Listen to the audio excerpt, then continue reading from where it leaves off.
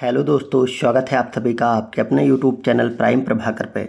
दोस्तों, Allahabad high court group C D exam के तहत टॉप 26 जीके जीएस के टॉपिक के तहत आज हम देखने वाले हैं अपने लास्ट 26वें टॉपिक को। इससे पहले हमने जितने भी आपको 25 टॉपिक बताए थे वो सारे करा दिए। अब एक ये आज का जो पार्ट है ये मिसलेनियस का होने वाला है। इसमें विविध टॉपिक करेंगे, यानी कि वो सारे टॉपिक जहाँ से आपके एग्ज़ाम में क्वेश्चन बनने की संभावना है या बन सकते हैं। मोस्ट हाई यील्ड टॉपिक जहाँ से क्वेश्चन बनेंगे उसको आज के इस वीडियो में हम देखने वाले हैं। ठीक है, तो जितने भी इसमें मतलब कोई एक टॉपिक नहीं रहेगा, कई सारे टॉपिक रहेंगे जहाँ से आपके एग्ज़ाम में क्वेश्चन बनते हैं या बने हैं या बन सकेंगे। ठीक है, तो ये वीडियो थोड़ा सा बड़ी भी होगी, इसको इत्मीनान से देखिएगा और पूरी देखिएगा लास्ट तक। इसमें बहुत सारी ऐसे बातें मिलेंगी जहाँ से आपके एग्ज़ाम में डायरेक्ट क्वेश्चन आएंगे। तो सबसे पहले हम इकोनॉमिक्स के कुछ क्वेश्चन देख लेते हैं। कुछ चीज़ें जो टॉप 25 जो वीडियोज़ आए हैं उसमें कवर नहीं हुई थी। सबसे पहले जो इकोनॉमी से जो क्वेश्चन बनते हैं वो कुछ बेसिक बातों पे बनते हैं शुरुआत के, जैसे प्राथमिक, द्वितीयक, तृतीयक, चतुर्थ क्षेत्र जो होते हैं उनसे।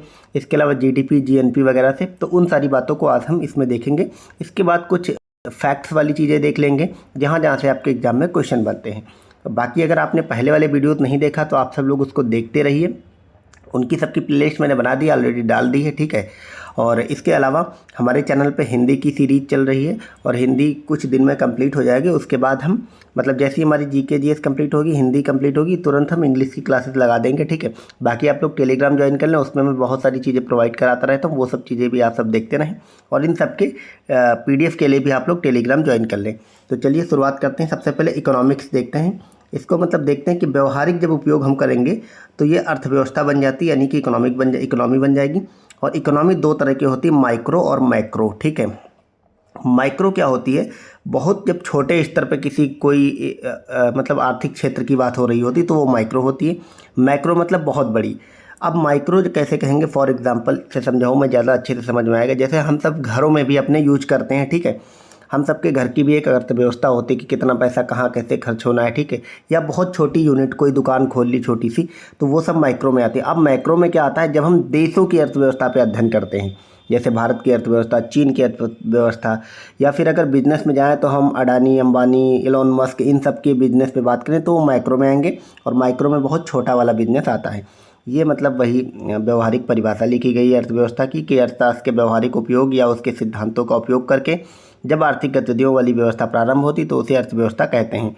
अब जो आपके एग्जाम में क्वेश्चन बनते हैं वो यहाँ से बनते हैं, आर्थिक गतिविधियों से। इसमें जो क्षेत्र हैं, प्राथमिक, द्वितीयक, तृतीयक, यहाँ से क्वेश्चन खूब बनते हैं। ठीक है, हमने तो हालांकि चौथा और पाँचवें सेक्टर क्षेत्र भी लिए हैं। ठीक है, तो प्राथमिक क्षेत्र क्या होता है, प्राकृतिक संसाधन पर आधारित। देखिए, जब भी कोई अर्थव्यवस्था प्राकृतिक संसाधन पर आधारित चीज़ों वाली बात होगी तो वहाँ पे प्राथमिक क्षेत्र होगा, जैसे कृषि, खनन, रेड कॉलर श्रमिक, यानी कि सरकार या कॉरपोरेट के द्वारा इकाई कराई जा रही कृषि प्राथमिक क्षेत्र से जुड़े हुए श्रमिक। अब इसका मतलब क्या होता है, सिंपल सा आप ये समझें। देखिए, जो एग्रीकल्चर से जुड़ी सारी गतिविधियाँ, यहाँ तक कि जो पशुपालन वगैरह है वो सब प्राथमिक क्षेत्र में आता है। इसके अलावा जो खनन होता है, खनन मतलब जो खानें होती, खदानें, उसमें जो धातुएं निकाली जाती, तो उसमें जो काम करने वाले श्रमिक होते हैं, याद रखिएगा, वो जो बड़ी बड़ी कंपनियां खनन कराती हैं वो नहीं, उसमें जो काम करने वाले श्रमिक होते हैं वो सब प्राथमिक क्षेत्र में आते हैं। इसके अलावा जो रेड कॉलर श्रमिक होते हैं, देखिए, एक कॉलर वाइज जॉब होती है, तो जैसे सरकार या कॉरपोरेट के द्वारा कराई जा रही कृषि, कई बार सरकारें या जो कॉरपोरेट घराने के लोग होते हैं वो एक मतलब ठेके पे कृषि कराते हैं, तो उसमें जो लोग काम करते हैं उनको रेड कॉलर श्रमिक कहते हैं। और इसी तरह जो खनन में काम करते हैं वो ब्लैक कॉलर श्रमिक होते हैं। तो ये सारे लोग जो हैं ये आपके आते हैं किसमें, प्राथमिक क्षेत्र में। मेनली इसमें कृषि वाला पूछा जाता है। अब आप आते हैं द्वितीयक क्षेत्र पे। इसमें जो क्वेश्चन बनेगा वो यही पूछेगा आपसे कि ये लोग किस क्षेत्र से हैं।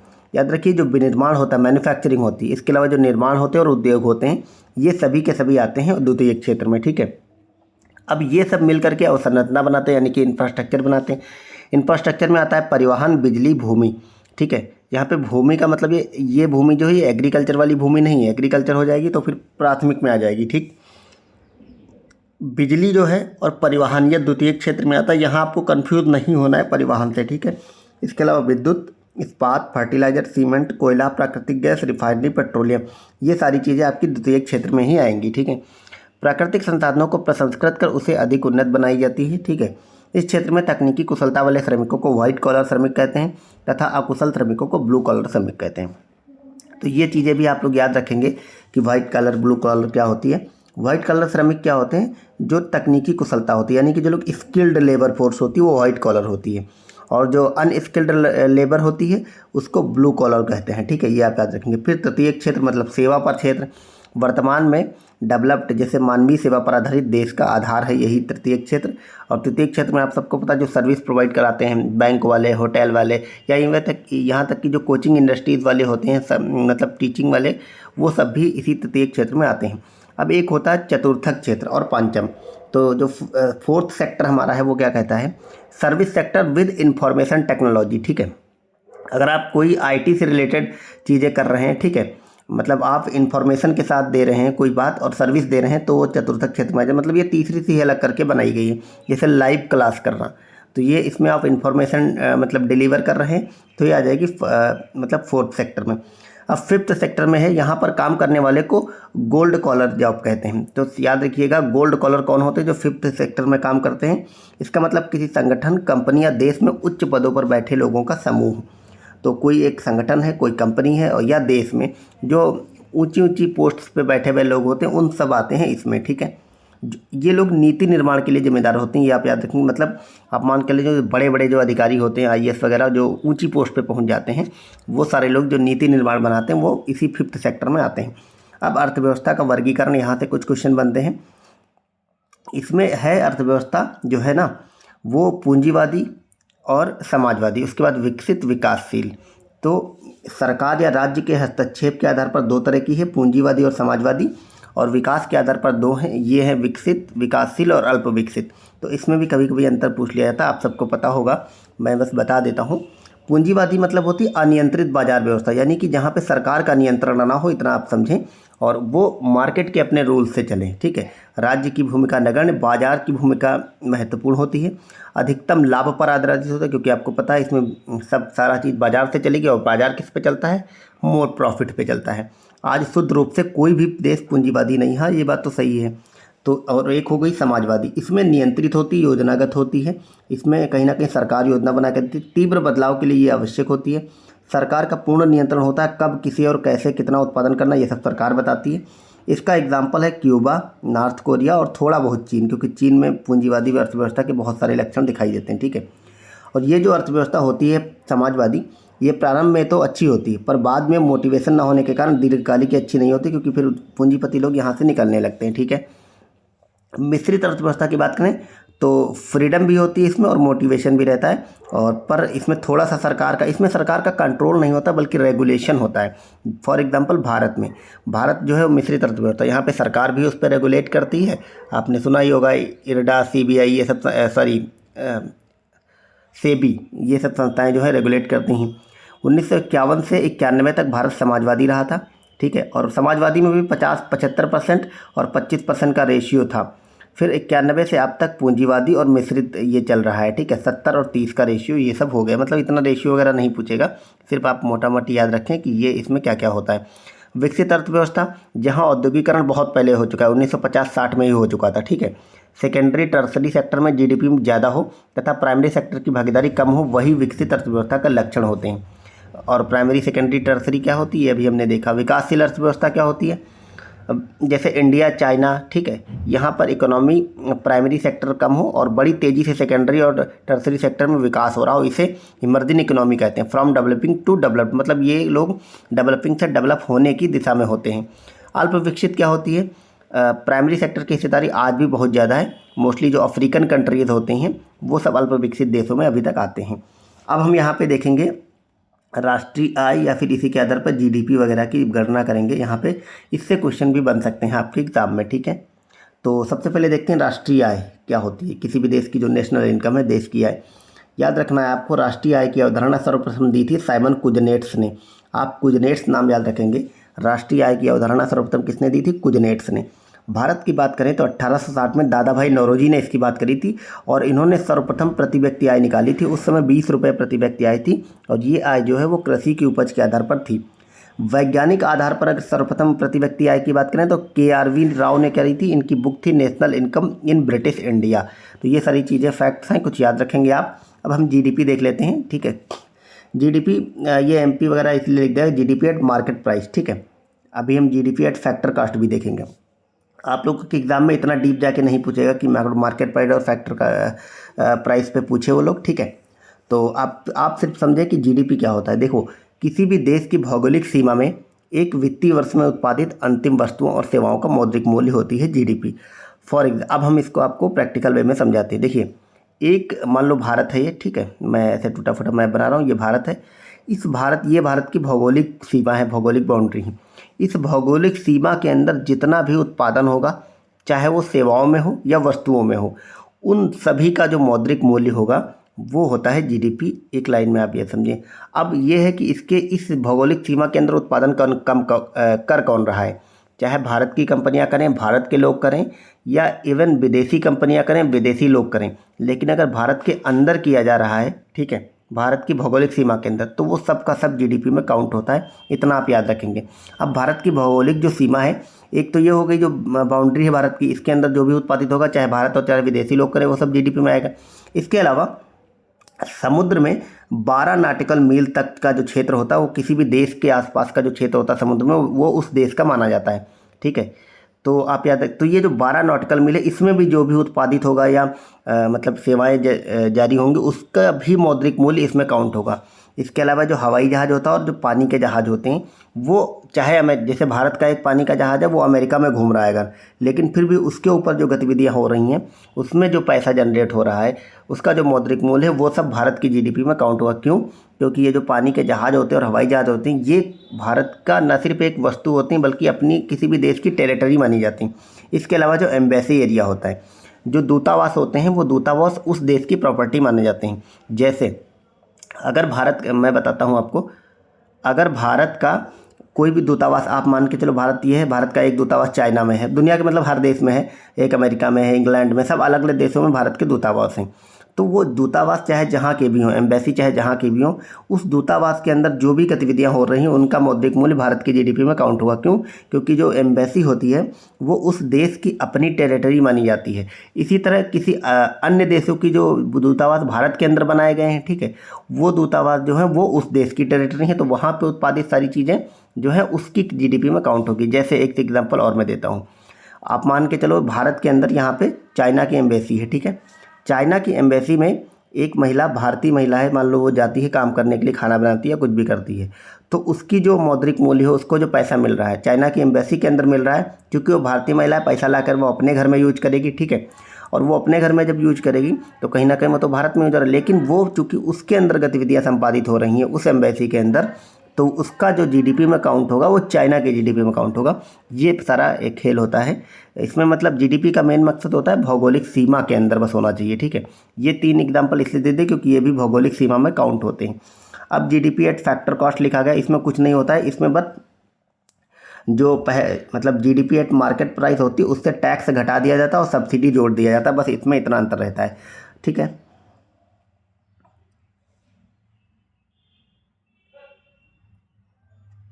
ये तो वही वाला फार्मूला लिखा है, इसको नहीं देखना है। अब हम देखते हैं जीएनपी को। देखिए, जीएनपी का सिंपल सा मतलब होता है, आप इस पे ना जाएं, मैं आपको ये ओवरऑल ये परिभाषा आपके मतलब ये सूत्र वगैरह आपके एग्जाम में नहीं आएगा, आप सिर्फ इतना याद रखें। और जो मैं समझा रहा हूँ, केवल भारतीयों द्वारा किया गया कुल उत्पादन एवं वस्तुओं का अंतिम मौद्रिक मूल्य होता है, सिर्फ इतना याद रखें। जीडीपी मतलब ग्रॉस नेशनल प्रोडक्ट, और जीडीपी मतलब gross domestic product, full form भी आप लोग याद रखेंगे, ठीक है। जीएनपी का सिंपल सा मतलब होता है, हमने आपको भी बताया था कि भारत की भौगोलिक सीमा के अंदर जो भी उत्पादन होगा, भारतीय करें या विदेशी करें, वो सब होगा जीडीपी। लेकिन भारतीयों के द्वारा जो उत्पादन होगा, यहाँ पे उत्पादन में सिर्फ वस्तुएं नहीं, सेवाएं भी हैं। भारतीयों के द्वारा जो भी उत्पादन होगा, चाहे वो भारत में हो और चाहे विदेशों में हो, कहीं पर भी हो, वो सारा मिला के जीएनपी बनता है, ठीक है। अब इसमें विदेशी नहीं शामिल होते और बाउंड्री वाली सीमा नहीं शामिल होती, ये होता है जीएनपी, आप इतना याद रखेंगे बस। अगला है जीडीपी में कैलकुलेट नहीं होगा। आप जीडीपी में क्या नहीं काउंट होता, जैसे स्वयं के लिए किया गया कार्य, अगर मैं अपने लिए कोई कार्य करता हूं तो जीडीपी में नहीं गिना जाएगा। अफीम, चरस आदि से जो पैसा वैसा जनरेट होता है, वो सब इसमें शामिल नहीं होता। सरकारें अब बेरोजगारी भत्ता देने लगी, याद रखिएगा, वो जीडीपी में शामिल नहीं होता। कोविड हेल्प, जैसे कोविड हेल्प किया गया था, राशन वगैरह दिया जा रहा था सरकार की द्वारा, अभी भी दिया जा रहा है, वो जीडीपी में कैलकुलेट नहीं होता है। विदेशों से आया दान व उपहार नहीं होता शामिल, क्योंकि वो विदेशों में जनरेट हुआ होता है। वह उत्पाद जो अंतिम रूप से यूज नहीं होगा, जैसे होटल द्वारा खरीदी गई सब्जी, ठीक है। तो होटल जो सब्जी खरीदती है, चूँकि वो अंतिम रूप से यूज़ नहीं होती, क्यों नहीं यूज़ होती? क्योंकि बाद सब्जी बन करके बाद में वो कहीं ना कहीं सर्व होगी जा करके एक बने हुए भोजन के रूप में, तो वो जो है वो जीडीपी में कैलकुलेट नहीं होती। अब एक होता टर्म आता है पर कैपिटा इनकम, यानी कि प्रति व्यक्ति आय कैसे निकाली जाती है। देखिए, जो आपकी नेशनल इनकम है, राष्ट्रीय आय है, उससे आप पॉपुलेशन को भाग कर देंगे तो आपकी पर कैपिटा इनकम या राष्ट्र प्रति व्यक्ति आय आ जाएगी। पर्सनल डिस्पोजल इनकम क्या होती है? पर्सनल जो इनकम होती है उसमें से अगर आप टैक्स, अरे सिंपल सा इसका मतलब होता है पर्सनल डिस्पोजल इनकम का, आपके पास टोटल पैसा है, उससे ज़्यादा मतलब उसमें से आप कितना पैसा आपका है जो आप खर्च कर सकते हो। तो जाहिर सी बात है, आपकी जो टोटल इनकम है उसमें से आप टैक्स घटा दें तो उसके बाद जितना पैसा बचा उसको आप चाहे जहाँ खर्च करें, तो वही होता है पर्सनल डिस्पोजल इनकम। व्यक्ति का अधिकार इसी पर होता है, ठीक है। पोटेंशियल जीडीपी वगैरह आपके एग्जाम में नहीं पूछेगा। इसका मतलब पोटेंशियल मतलब वही होता है कि आपकी कितनी क्षमता हो सकती है जीडीपी की। तो फुल एम्प्लॉयमेंट है, अगर देश में सारे लोग एम्प्लॉयमेंट पा जाएं और उसके बाद ऑल कैपिटल यूज हो जाए, सारे कैपिटल जो वो यूज है, देन जो जीडीपी बनेगी वो होती है पोटेंशियल जीडीपी। एक होती है ग्रीन जीडीपी। तो आपकी जो टोटल जीडीपी है उसमें से अगर आप इन्वायरमेंटल कास्ट निकाल दें, क्योंकि आप कहीं ना कहीं उत्पादन में, सेवाओं में आप इन्वायरमेंट का नुकसान कर रहे होते हैं, अगर आप इन्वायरमेंटल कास्ट हटा दें जीडीपी से तो ग्रीन जीडीपी आ जाएगी। मैं ये टर्म इसलिए बताता चल रहा हूँ, आपके एग्जाम में डायरेक्ट पूछेगा ग्रीन जीडीपी किससे संबंधित है, तो आप नहीं बता पाएंगे। जीवीए क्या होता है? जीवीए मतलब ग्रॉस वैल्यू एडिशन।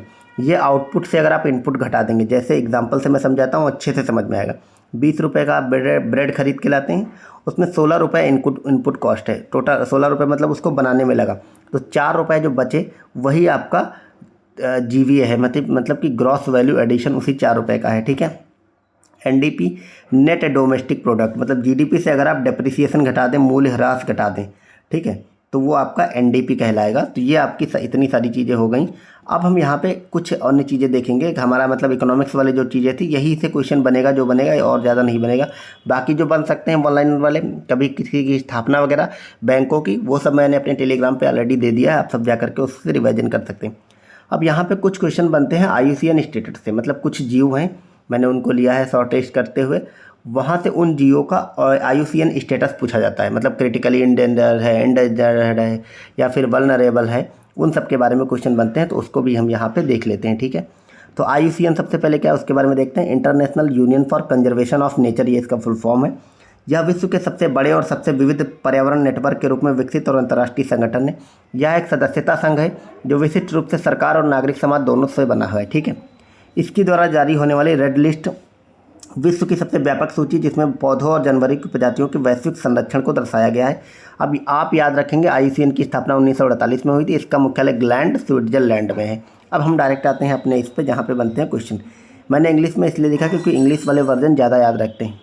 तो अब यहाँ पे स्पीशीज लिखी गई और उनका करंट स्टेटस लिखा गया है। तो ग्रेट इंडियन बस्टर्ड, ठीक है, ग्रेट इंडियन बस्टर्ड जो है ये राजस्थान वाले एरिया में बड़ा सा पक्षी पाया जाता है, और ये जो है ये क्रिटिकली इंडेंजर्ड में शामिल होता है, ठीक है। इसको हिंदी वाला आप लोग मत याद रखें, मैं बार बार कह रहा हूँ, इंग्लिश वाला याद रखें। ग्रेट इंडियन बस्टर्ड और क्रिटिकली इंडेंजर्ड में शामिल है। मस्क डियर, जो मस्क डियर है आपका, ये इंडेंजर्ड में है। रेड पांडा, ये मतलब नॉर्थ ईस्ट में पाया जाता है, ये भी इंडेंजर्ड में है। एशियाटिक वाइल्ड एस, जो एशियाटिक जंगली गधा है, वो जो है आपका नियर थ्रेटेंट में पाया जाता है, ठीक है। तो 3-4 कैटेगरी होती हैं कि least concern, near threatened, critically endangered और इंडेंजर्ड। आप लोग वल्नरेबल, क्रिटिकली इंडेंजर्ड और इंडेंजर्ड वाली याद रखेंगे, वहाँ से क्वेश्चन ज़्यादा बनते हैं, ठीक है। तो एशियाटिक वाइल्ड जो गधा है वो नियर थ्रेटेंट में है। कश्मीरी स्टैग, इसको कि मतलब हंगुल बोलते हैं, ये लीस्ट कंसर्न में है। चीतल जो है वो आपका लीस्ट कंसर्न में है। चीतल वही वाला चीतल है। ब्लू व्हेल, ब्लू बुल, ये एक लीस्ट कंसर्न में है। स्नो लेपर्ड जो है, जो मतलब ध्रुवी भालू होते हैं, आपने देखा होगा सफ़ेद सफ़ेद एकदम बर्फ़ से ढके टाइप से लगते हैं, वो वल्नरेबल में पाए जाते हैं। वल्नरेबल में बहुत मतलब इन पे खतरा ज़्यादा है। और रिशस मंकी ये लीस्ट कंसर्न में है, मतलब जो मंकी होते हैं। सारस वल्नरेबल में आता है। लायन टेल्ड मस्क्यू, जो मतलब शेर की पूंछ वाला जो बड़ा सा बंदर होता है, वो इंडेंजर्ड में है। हनुमान लंगूर जो है वो लीस्ट कंसर्न में आते हैं, ठीक है, जो लंगूर बंदर होते हैं। अब यहाँ पे कुछ अन्य कैटेगरी दी गई, उनको भी देख लेते हैं कि ओरिएंटल वाइट बैक्ड वल्चर जो है, यानी कि ये पीछे इनका वाइट होता है और ये जो वल्चर गिद्ध होती है ये क्रिटिकली इंडेंजर्ड में आते हैं। स्लेंडर बिल्ड वल्चर जो होते हैं वो भी क्रिटिकली इंडेंजर्ड में है। लॉन्ग वैल्यू वल्चर ये भी क्रिटिकली इंडेंजर्ड में है। ठीक है। तो ये 3 टाइप के वल्चर जो हैं वो क्रिटिकली इंडेंजर्ड में। एक होता है इजिप्टियन वल्चर, आप सिर्फ इतना याद रखें जो इजिप्ट का जो वल्चर होता है वो इंडेंजर्ड में है। रेड हेडेड वल्चर ये भी क्रिटिकली इंडेंजर्ड में, ठीक है। और इंडियन ग्रेफियन वल्चर ये भी लीस्ट कंसर्न में ये है। हिमालयन ग्रिफॉन ये नियर थ्रेटेंड में है। और सिनेरियस वल्चर ये नियर थ्रेटेंड में है। और बियर्ड वल्चर ये नियर थ्रेटेंड में। तो हमने ये सारे चीज़ इनको देख लिया। आपके एग्जाम में जो क्वेश्चन बनेगा इन्हीं सबसे बन जाएगा। ये वाली आप लोग श्रेणी जरूर याद रखेंगे, जो भी बनेगा यहाँ से क्वेश्चन बनने की ज़्यादा संभावना है, ठीक है। तो ये हमने ये वाला टॉपिक भी इसमें कवर कर लिया। अब हम कुछ मतलब 8-8, 10-10 फैक्ट्स देखते हैं अलग अलग बिंदुओं के, ज्योग्राफी वगैरह से जहाँ से क्वेश्चन बन सकते हैं, उनको भी चलिए इस वीडियो में देख लेते हैं। यहाँ पे आप देख पा रहे हैं ये कुछ फैक्ट्स हैं, यहाँ से आपके एग्ज़ाम में क्वेश्चन बनते हैं और इनको आप लोग अच्छे से रटिएगा। हालांकि आप लोग इसको बार बार रिवीजन करते रहिएगा, उसके लिए मैं मतलब PDF प्रोवाइड करा दूंगा ये सारी अपने टेलीग्राम पे, तो वहाँ से आप लोग बार बार रिवीजन करते रहिए। सबसे बड़ा महाद्वीप कौन सा है? एशिया महाद्वीप है। सबसे छोटा महाद्वीप ऑस्ट्रेलिया है। उच्चतम पर्वत कौन है? एवरेस्ट पर्वत है। भूमि पर न्यूनतम बिंदु जो है वो मृत सागर है, ठीक है। ये आप याद रखेंगे। ये कहाँ पे पड़ता है मृत सागर? डेड सी, ये जॉर्डन में पड़ता है, ये भी आप याद रखेंगे। गहरी पानी की नीचे की खाई जो है, यानी कि समुद्र के अंदर जो सबसे गहरा स्थान है वो मारियाना गर्त है, मारियाना ट्रंच है। ये आपका प्रशांत महासागर में पड़ता है। सबसे बड़ा सागर कौन सा है? तो भूमध्य सागर है, ठीक है। यहाँ महासागर की बात नहीं हो रही है, ये सागर की बात हो रही है। विश्व का सबसे ऊंचा झील कौन सा है? तो टिटिकाका झील है, ठीक है। टिटिकाका झील कहाँ पे है ये आप लोग मुझे कमेंट करके बताइए। बोलीविया में, मैं ऐसे ही बता देता हूँ। सबसे निम्न घनत्व वाला झील कौन सा है? तो मृत सागर है। फिर है सबसे बड़ी झील कौन है? तो कैस्पियन सी है। सबसे बड़ी ताजे पानी की झील कौन है? तो सुपीरियर झील है। सबसे गहरा महासागर कौन है? तो प्रशांत महासागर। सबसे बड़ा महासागर तो भी प्रशांत महासागर है, ठीक है। ये फैक्ट ऐसे हैं, आपके एग्जाम में क्वेश्चन बनते हैं, तो इस लोग अच्छे से इसको मतलब कन्फ्यूज़न वाला बात मत रखिएगा, तो इसके लिए बार बार रिवाइज करते रहिए। सबसे छोटा महासागर आर्कटिक है। सबसे बड़ी खाड़ी जो है गल्फ, वो मैक्सिको की खाड़ी है। और सबसे बड़ी खाड़ी जो बे है, अच्छा गल्फ वाली जो है वो मैक्सिको की खाड़ी है, और बे की बात करें तो वो बंगाल की खाड़ी है, ठीक है। अगला हम देखते हैं भारत के कुछ प्रमुख जलप्रपात को, उनकी नदी और मतलब हमने जलप्रपात अभी नहीं देखा है। तो इसमें एक जलप्रपात आता है जोग, या फिर उसी को गारसोप्पा कहते हैं, उसी को महात्मा गांधी जलप्रपात कहते हैं। ये शरावती नदी पे है और कर्नाटक में पड़ता है। धुआंधार जलप्रपात, दुग्धधारा जलप्रपात, कपिल धारा, ये 3 के तीनों धुआंधार, दुग्धधारा और जलधारा ये नर्मदा नदी पे पड़ते हैं और मध्य प्रदेश में। डुडुमा जलप्रपात बहुत इंपॉर्टेंट है, इसको अच्छे से याद करिएगा। ये मच्छकुंड नदी पे है और उड़ीसा में पड़ता है। चित्रकूट जलप्रपात इंद्रावती नदी पे है और राजस्थान में। यहाँ पे आप चित्रकूट से ये कंफ्यूज ना कर लें कि ये यूपी में पड़ेगा, क्योंकि यूपी में चित्रकूट जिला है, ठीक है। फिर अगला हुंडरू जलप्रपात, ये स्वर्णरेखा नदी पे और झारखंड में। गोकाक जलप्रपात घटप्रभा नदी पे है और कर्नाटक में है। चूलिया जलप्रपात चंबल नदी पे और राजस्थान में है। दूधसागर जलप्रपात मांडवी नदी पे गोवा में है, ठीक है। यहाँ पे आप कंफ्यूज नहीं करेंगे, यहाँ पे मैंने बताया दुग्धधारा, तो दुग्धधारा नर्मदा पे है और मध्य प्रदेश में। दूधसागर मांडवी नदी पे और गोवा में है, ठीक है। तो ये सारे हैं, आप चाहें तो मतलब इसका स्क्रीनशॉट ले लें, या फिर आप लोग इसको जो है मतलब मैं PDF दे दूँगा, वहाँ से बार बार रिवाइज करते रहें। फिर यहाँ पे हम दुनिया के कुछ रेगिस्तान को देख लेते हैं, यहाँ से भी क्वेश्चन बनते हैं। सहारा कहाँ है? उत्तरी अफ्रीका में। बारबटन, सिम्पसन, गिब्सन, ऑस्ट्रेलिया स्टुअर्ट और विक्टोरिया, तो ऑस्ट्रेलिया इसमें लगा है। स्टुअर्ट याद रखेंगे, विक्टोरिया, गिब्सन, सिम्पसन, बारबटन, ये इतने सारे जो डिजर्ट हैं वो ऑस्ट्रेलिया में पड़ते हैं, आप याद रखेंगे। नाफुद और हमादा सऊदी अरब में पड़ते हैं। गोबी मंगोलिया और चीन में पड़ता है। कालाहारी मरुस्थल बार बार पूछा जाता है, ये बोत्सवाना में पड़ता है, ठीक है। कालाहारी डेजर्ट आप याद रखेंगे बोत्सवाना में। तकला मकान बोलते हैं चीन के सिकिंग प्रांत, चीन आप याद रखेंगे, तकला मकान मरुस्थल चीन में पड़ता है। सोनोरेन जो है वो अमेरिका में पड़ता है और मैक्सिको में भी इसका कुछ एरिया पड़ता है। नामीबिया में। काराकोम डेजर्ट, यहाँ से क्वेश्चन बनते हैं, ये तुर्कमेनिस्तान है। यहाँ पे मेनिस्तान मतलब तान वाले देशों में कंफ्यूज नहीं होना, क्योंकि आपके एग्जाम में जो ऑप्शन आएंगे सब यही वाले आएंगे, तुर्कमेनिस्तान, कजाकिस्तान, किर्गिस्तान, ठीक है, उज्बेकिस्तान, तो याद रखेंगे काराकोम तुर्कमेनिस्तान में। थार आपको पता है भारत और पाकिस्तान में। सोमालिया में। अटाकामा बार बार पूछता है, ये उत्तरी चिली में पड़ता है। और क्यूजिल कुम ये उज्बेकिस्तान में पड़ता है। तो ये सारे हैं, आपके एग्जाम में जो क्वेश्चन आएगा रेगिस्तान से वो इन्हीं सबसे आ जाएगा, ठीक है। अगला देखते हैं कुछ महत्वपूर्ण खेलों की कुछ शब्दावलियाँ, यहाँ से क्वेश्चन बन जाता है, तो आप इन शब्दावलियों को याद रखेंगे, जैसे बैटर, हैमर, हेप्टाथलान, बाधा, लेन, गोद, मैराथन। इसको आप एक आध बार मतलब रटने का कोशिश मत करिए, 2-4 बार पढ़ लेंगे तो याद हो जाएगा। तो ये एथलेटिक्स में यूज होते हैं। क्वेश्चन बनते हैं बैडमिंटन वगैरह से, मैं बताऊंगा, ये ज़्यादा इंपॉर्टेंट नहीं है, ठीक है। Deuce, smash, drop, let, game, love, double, fault, ये लव वाला पूछा भी गया है। ये बैडमिंटन में शब्द यूज होते हैं, ठीक है। तो बैडमिंटन वाले सारे इंपॉर्टेंट हैं। Baseball, pitcher, strike, diamond, batting और होम। इसमें आप डायमंड याद रखेंगे। डायमंड वर्ड कहाँ यूज होता है? बेसबॉल में। मुक्केबाजी में होता है जब, हुक, पंच, नॉकआउट, अपरकट, किडनी पंच। तो ये सब मुक्केबाजी में होता है। शतरंज में होता है गामित, चेकमेट, गतिरोध, जांच। तो गामित और चेकमेट याद रखेंगे। ये शतरंज में जो जो इंपॉर्टेंट है मैं बताते हुए चल रहा हूँ। गामित और चेकमेट याद रखेंगे। और इधर तो शतरंज काफ़ी चर्चा में रहा, तो ये बन सकता है क्वेश्चन। क्रिकेट में फॉलो ऑन होता है। जो लोग क्रिकेट देखते हैं, भारत में आपको पता है क्रिकेट का अलग क्रेज है, तो उन लोग को जनरली बॉयज़ को ये सब पता होंगे क्रिकेट के वर्ड, ठीक है। पर लड़कियों को नहीं पता होते ज़्यादातर, मतलब अभी तो देखने लगी पर बहुत कम लोगों को मतलब इंटरेस्ट होता है, तो वो लोग अच्छे से इसको याद कर लें, जो भी गर्ल्स देख रही हैं इसको। फॉलो ऑन क्रिकेट में होता है गुगली। फॉलो ऑन आपको पता है, फॉलो ऑन खिलाया जाता है टेस्ट मैच में। सिली पॉइंट, डक, ड्राइव, नोक बॉल, कवर पॉइंट, पिच। मतलब क्रिकेट के वर्ड ये सारे हैं और ये सारे इंपॉर्टेंट हैं और ईजी भी हैं। अब फुटबॉल में देखते हैं। Dribble, offside, penalty, throw in, hat trick, foul, touchdown. ये फुटबॉल वाले सारे आप याद रखेंगे। और hole, bogey, putt, stymie, caddie, tee, ये सारे गोल्फ में यूज होते हैं। तो ये सारे टर्म खेल के अलग अलग हैं, इनको आप लोग याद कर लेंगे। अगला हम कुछ पुस्तकें और उनके लेखकों के नाम देखते हैं, यहाँ से भी क्वेश्चन बन सकता है। तो यहाँ पे कुछ पुस्तकें और उनके लेखक दिए गए हैं। आपने इसमें सचिन तेंदुलकर की एक पुस्तक है प्लेइंग इट माई वे, ये पूछी जाती है बार बार, इसको आप याद रखेंगे। भ्रष्टाचार भारत छोड़ो, ये किरण बेदी की पुस्तक है। पंचतंत्र विष्णु शर्मा की। ये सारी वो किताबें हैं, मतलब वर्तमान से लेकर के पुरानी तक की, जहाँ से क्वेश्चन बनते हैं आपके एग्जाम में। अर्थशास्त्र चाणक्य ने लिखा है।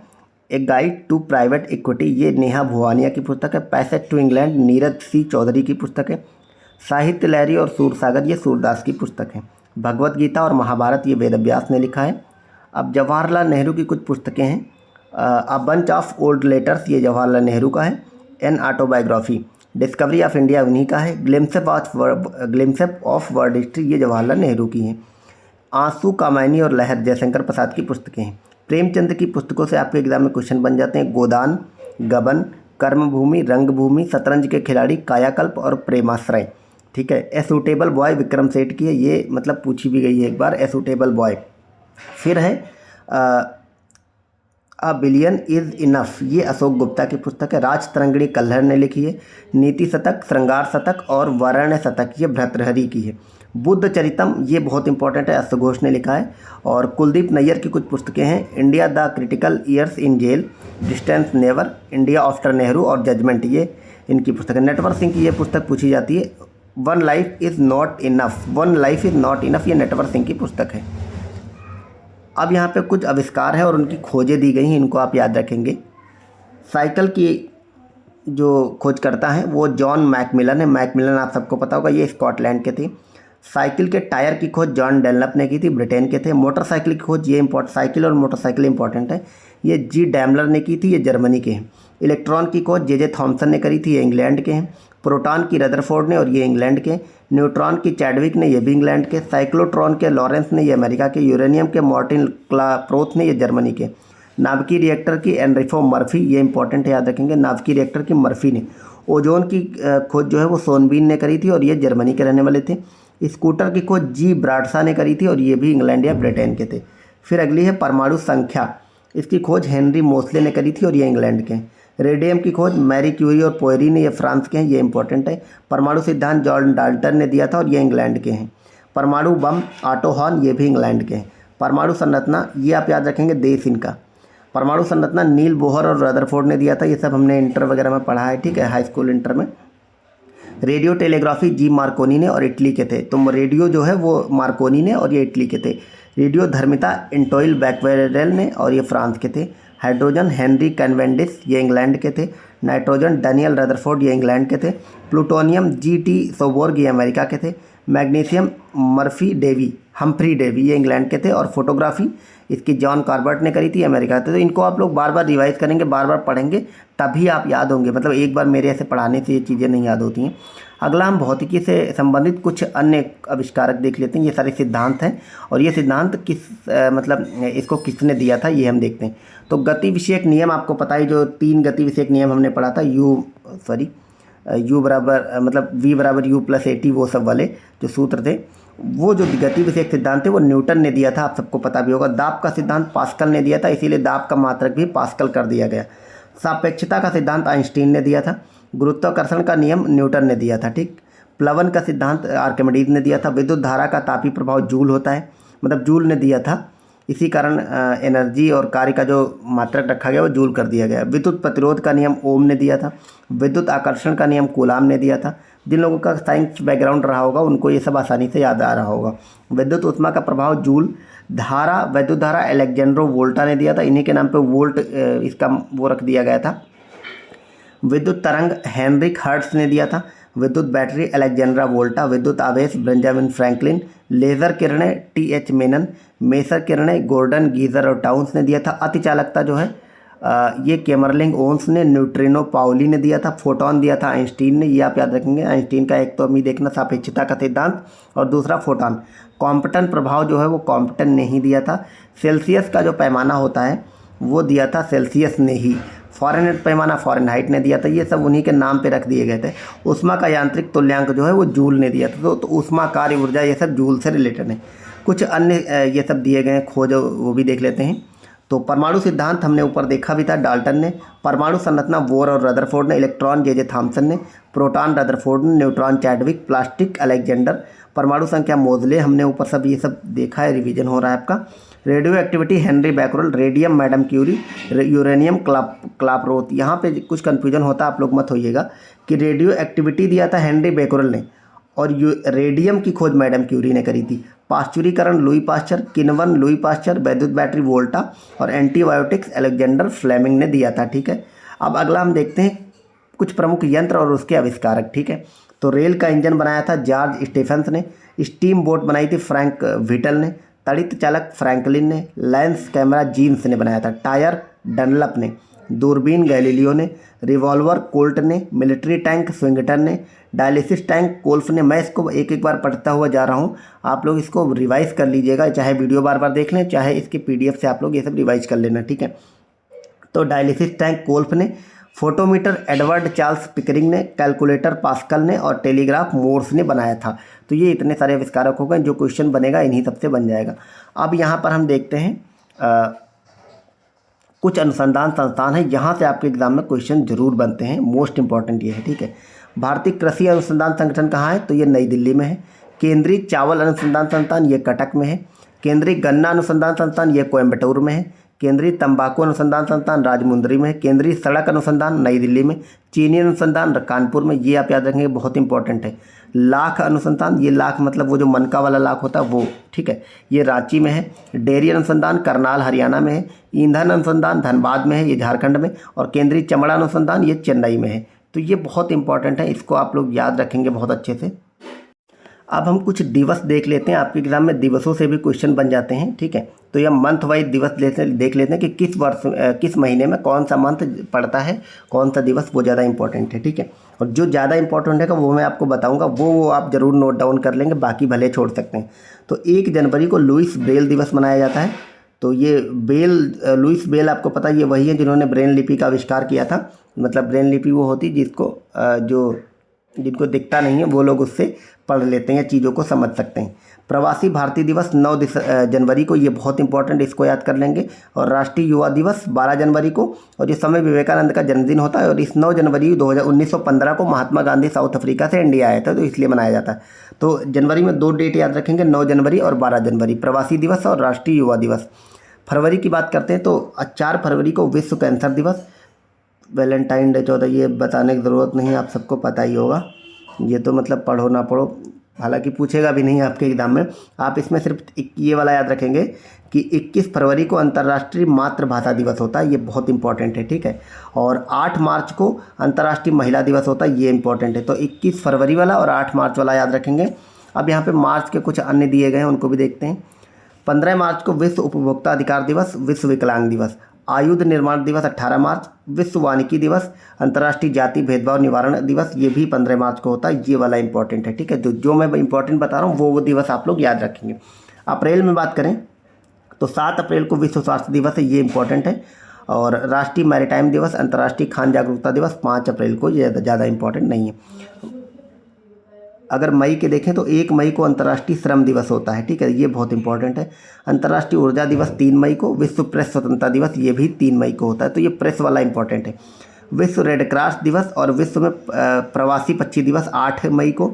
अंतर्राष्ट्रीय नर्स दिवस 12 मई को और 17 मई को विश्व दूरसंचार दिवस होता है, ठीक है। 5 जून की बात करें तो विश्व पर्यावरण दिवस इंपॉर्टेंट है। विश्व रक्तदान दिवस 15 जून और विश्व शरणार्थी दिवस 20 जून। जुलाई की बात करें तो भारतीय स्टेट बैंक के स्थापना दिवस 1 जुलाई।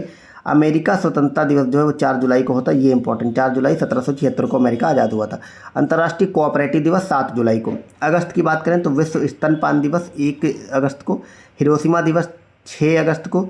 विश्व वरिष्ठ नागरिक दिवस 8 अगस्त को और अगस्त क्रांति या नागासाकी दिवस 9 अगस्त को। तो ये अगस्त क्रांति दिवस आप याद रखेंगे 9 अगस्त, बाकी 6 अगस्त और 9 अगस्त को हिरोशिमा और नागासाकी पर अमेरिका ने परमाणु बम गिराए थे। सितंबर की अगर बात करें तो 5 सितंबर को शिक्षक दिवस, 8 को अंतर्राष्ट्रीय साक्षरता दिवस।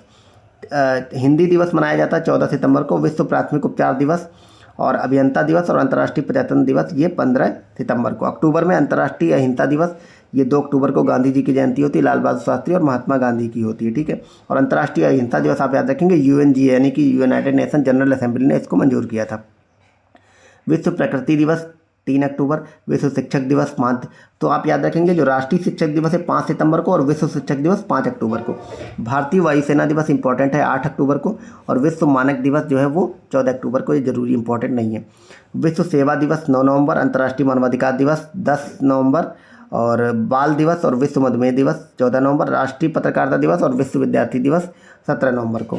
अगला हम देखते हैं, यहाँ पे अगस्त के दिसंबर के बचे हैं कुछ, तो ये है हमारा विश्व एड्स दिवस 1 दिसंबर। जल सेना दिवस 4 दिसंबर। सशस्त्र बल ध्वज दिवस ये 7 दिसंबर। अंतर्राष्ट्रीय मानवाधिकार दिवस ये आपका 10 दिसंबर को पड़ता है, उसमें शायद नवंबर वाले में भी ये लिखा था अंतर्राष्ट्रीय, अभी मैं देखता हूँ, हाँ ये गलत लिख गया है यहाँ पे। अंतर्राष्ट्रीय मानवाधिकार दिवस जो है वो आपका 10 दिसंबर को होता है, नवंबर में नहीं होता है। और राष्ट्रीय उद्यान संरक्षण दिवस भी आपको 14 होता है दिसंबर को, ठीक है। अब हम यहाँ पे एक स्लाइड में हमारी बची है मात्र, उसमें हमको ये देखना है आपके एग्ज़ाम में कभी कभी जो है वो वर्ड, एक्सेल और पावर पॉइंट जो है वो कैसे काम करते हैं और किस बटन के लिए, मतलब CTRL तो कॉमन रहता सब में, तो CTRL के साथ साथ प्लस में हम क्या दबाते हैं तो उससे क्या होता है, यहाँ से एक क्वेश्चन बनता है। अब इसको मैं पढ़ तो दूंगा एक बार, लेकिन आप लोग इसको बार बार मतलब स्क्रीनशॉट ले लें या आप PDF ही डाउनलोड कर लेना, वहाँ से इसको बार बार देखते रहिएगा। एक क्वेश्चन आपके एग्ज़ाम में आता है कंप्यूटर में यहाँ से, तो मैंने फुल फॉर्म वाला तो ऑलरेडी वीडियो कराया था, पर ये वाला मैंने नहीं कराया था, तो ये मैंने सोचा इसमें मिसलेनियस में कवर कर लेते हैं। तो आप याद रखेंगे किस बटन से क्या होता है, ठीक है। मैं तो एक बार पढ़ दूंगा, लेकिन इसको आप लोग बार बार देखते रहिएगा, मतलब 2-3 बार देख लेंगे तो वहाँ पे कर लेंगे।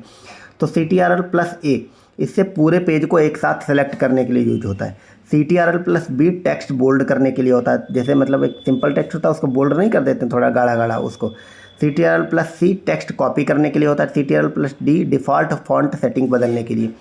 CTRL+E टेक्स्ट को सेंटर करने के लिए। CTRL+F फाइंड करने के लिए। G मतलब सीधे किसी पेज या लाइन पर पहुंचने के लिए। अब मैं यही वाला पढ़ूंगा। H किसी शब्द को रिप्लेस करने के लिए। I टेक्स्ट इटैलिक करने के लिए। J पैराग्राफ को जस्टिफाई करने के लिए। K पेज पर हाइपरलिंक लगाने के लिए। L अलाइन टेक्स्ट को लेफ्ट करने के लिए। M इंटेंड बढ़ाने के लिए। N नई फाइल बनाने के लिए और O फाइल ओपन करने के लिए। यहाँ पे आप एक चीज़ देख रहे हैं, मतलब आप अगर ध्यान से पढ़ेंगे तो बार बार देखेंगे तो कैसे याद होगा। जैसे N से न्यू तो मतलब न्यू फाइल, O से ओपन मतलब फाइल ओपन करने के लिए, P से प्रिंट तो प्रिंट निकालने के लिए, Q मतलब इंटेंट समाप्त करने का। अब इसमें कुछ पकड़ में नहीं आ रहा है तो इसको आप लोग रट लीजिएगा। P से प्रिंट, N से न्यू, O से ओपन, तो ये आसानी से याद हो जाएगा।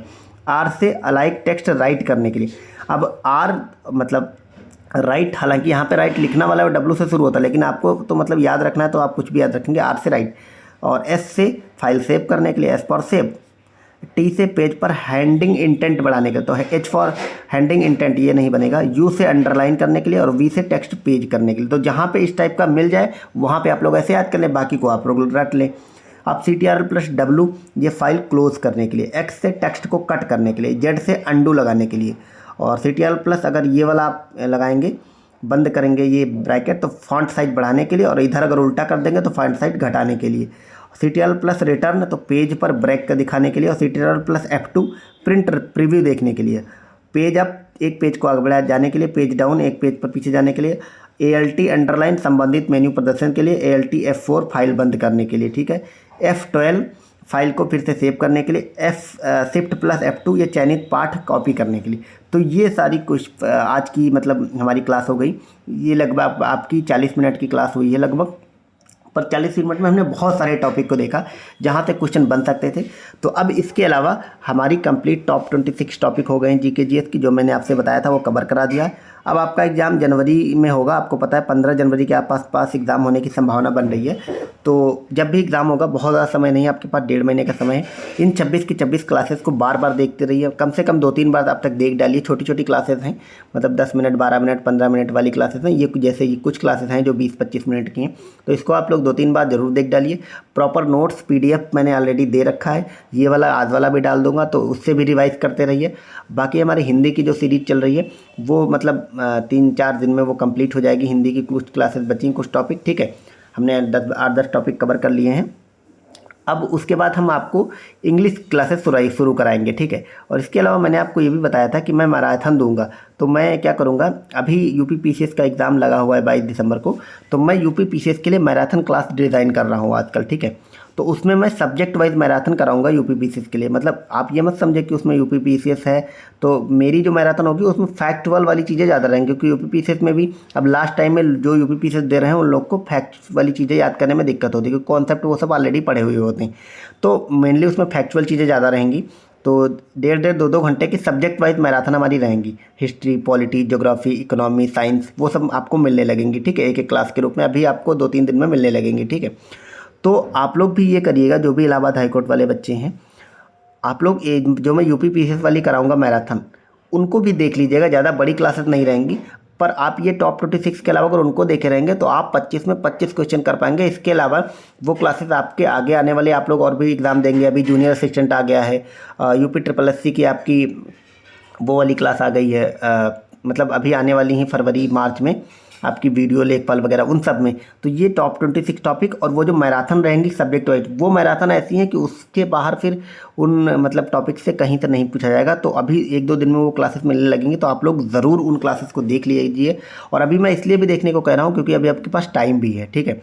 तो आप अच्छे से नोट डाउन करके उसका नोट्स वगैरह बना लेंगे, तो वो सब आपके लिए मतलब अच्छी हो जाएंगी। और बाकी इंग्लिश की क्लासेस के लिए लोग कह रहे थे कि इंग्लिश आप लेट कर दी, तो जी हाँ, मैंने लेट तो कर दिया। 25 तारीख से मैंने बोला था, लेकिन कुछ मतलब मेरी अपनी व्यस्तता है, मैं नहीं बना पाया।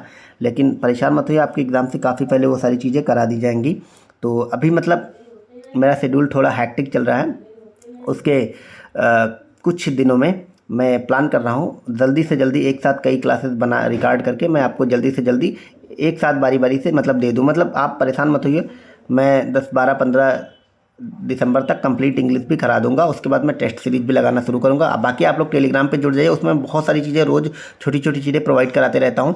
मतलब 4-4, 5-5 लाइनों में कुछ इंपॉर्टेंट चीज़ें जहाँ से क्वेश्चन वगैरह बनता है, तो आप लोग सिर्फ देखेंगे, आपका आंसर रेडी रहेगा। बाकी मैं मैथ से संबंधित कुछ फार्मूला और बहुत सारी चीज़ें वो मैं आपको अपने टेलीग्राम पर देने वाला हूँ। तो ओवरऑल सारा सोल्यूशन मिल जाएगा, टेलीग्राम ज्वाइन कर लें। और बाकी देखते रहें, आप सबका जो भी फीडबैक हो वो भी दें। और मिलते हैं अगली क्लास में। Thank you so much, bye bye.